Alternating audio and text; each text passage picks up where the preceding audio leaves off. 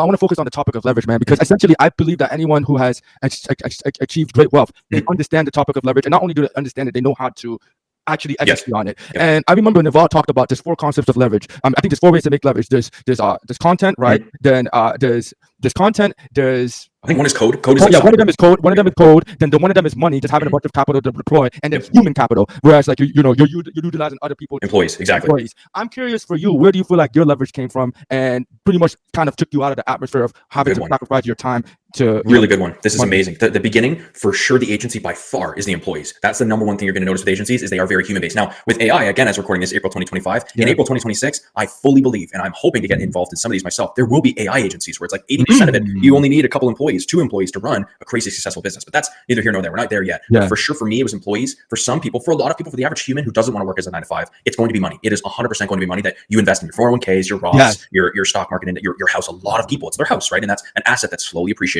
I don't really see that as investment for most, or for what I would do, or for what I would want. I think the American dream isn't owning a house, in my opinion. That's another topic too. But it's just, that's what I think it was for me, for sure. And now I'm in a position where it's like, now we can buy businesses that generate cash flow. I don't have to sit there starting them for 2 years straight and hoping for the best. I can literally buy something that's already established, already making really good money that I have to pay a little bit of a premium for. But holy crap, this is an asset that is only going to continue to cash flow as long as I keep things good. And if you can do all of them, that's where things get scary. Like look at like Bezos does all of them. Zuckerberg does literally all of them. Elon, Hormozi is great. Like these, that is the goal that I eventually want to get to. Maybe not a billionaire, but I would love, like imagine utilizing all 4 of those. That's insane. You have every form of leverage working in your favor. It's kind of nuts, to be honest. Yeah, man. And so you mentioned you use human capital, pretty much employees to essentially find that leverage.